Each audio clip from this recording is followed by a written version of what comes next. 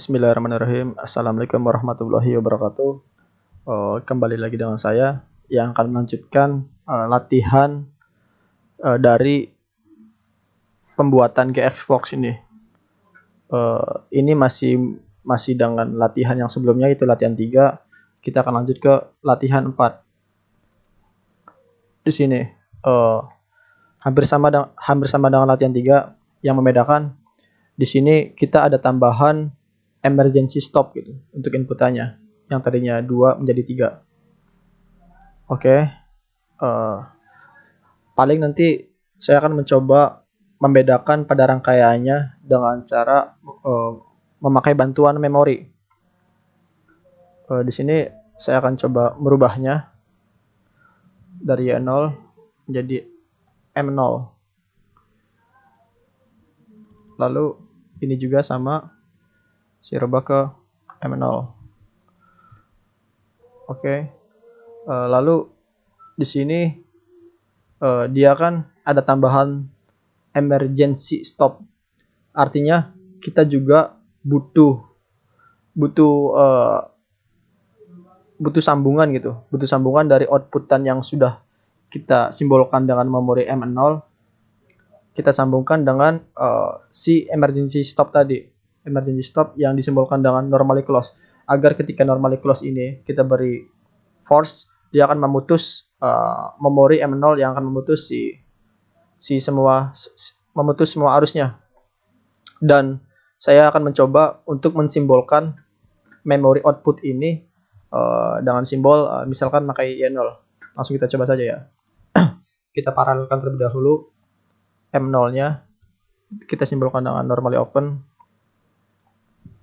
Lalu di sini saya akan menambahkan emergency stop dengan simbol X0 X1 sudah terpakai, misalkan memakai X2. Karena emergency stop kita memakai normally close. Oke. Lalu saya juga akan membuat outputannya. Outputan dari memori tadi kita definisikan dengan Y0. Tentunya dengan simbol output di sini pakai coil. Oke, jika ladder sudah selesai, baru kita melakukan instruksi yang ketiga, yaitu pemrograman ataupun kita simulasikan.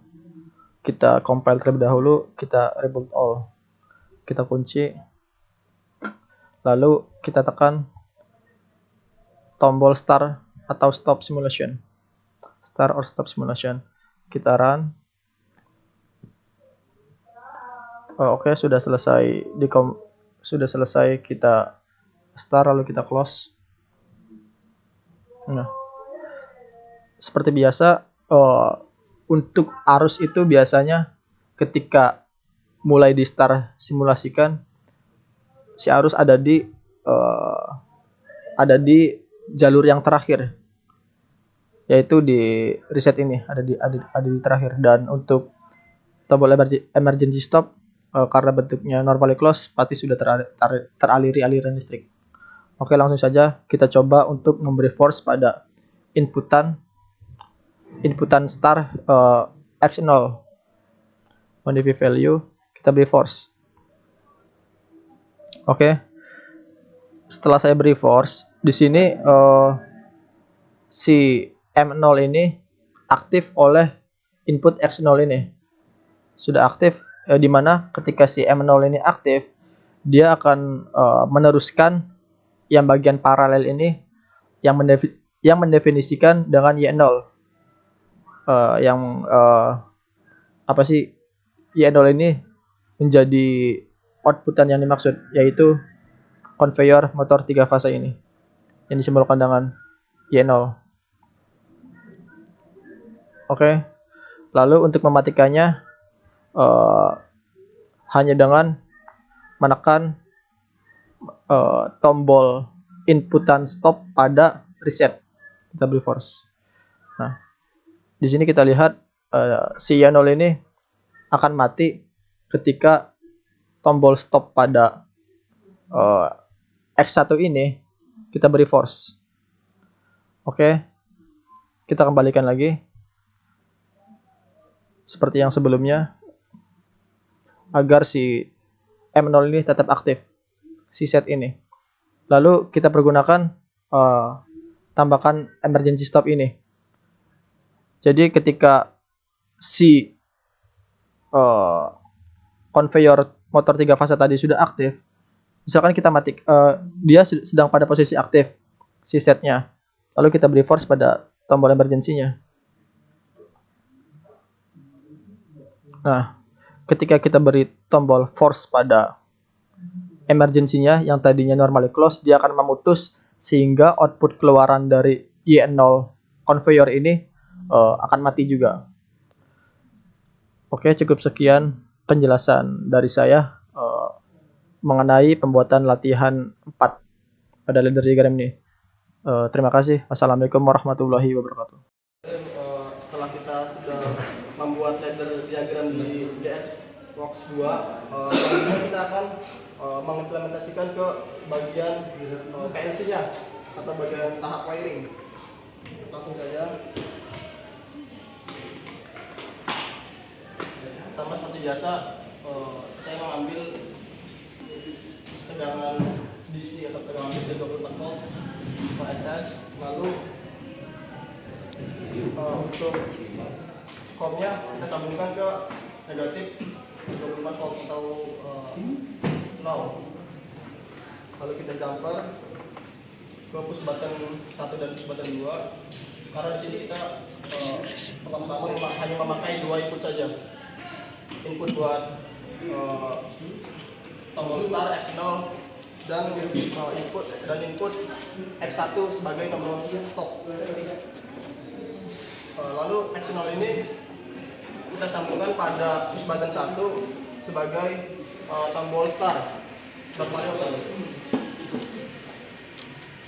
Lalu untuk X1 nya kita sambungkan pada push button 2 atau switch button 2 pada push button 2 ya, di normally close, maka fungsinya sebagai pemutus atau stop. Lalu untuk outputnya sendiri kita hanya memakai output kontaktor 1 atau di ladder bisa digunakan untuk conveyor. Kita simbolkan sebagai Y1 untuk outputnya, lalu kita sambungkan pada relay di coil negatif 24 volt. Lalu untuk tegangan DC 24 voltnya yang positifnya kita ambil kita jumper dari SS. Lalu kita akan mengambil tegangan tinggi 220 volt yang positif dari power supply L. Lalu untuk A1 pada si kontaktor ini kita sambungkan pada normal open di sini. Lalu untuk A2-nya ataupun sebagai keluaran dari si kontaktor ini kita sambungkan pada tegangan tinggi negatif 220 volt.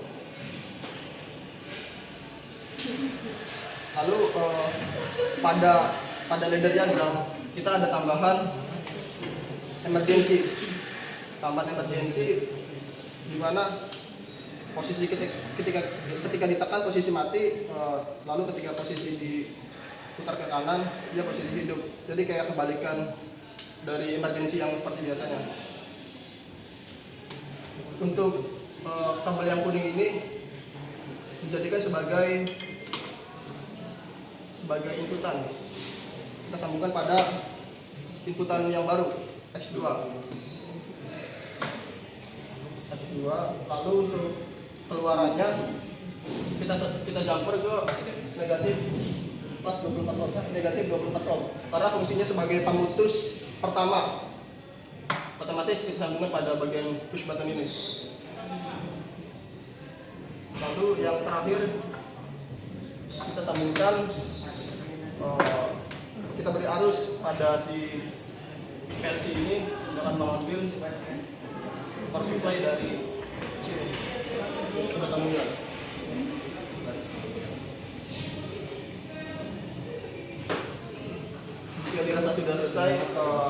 kunci saja, kita nyalakan MCB-nya,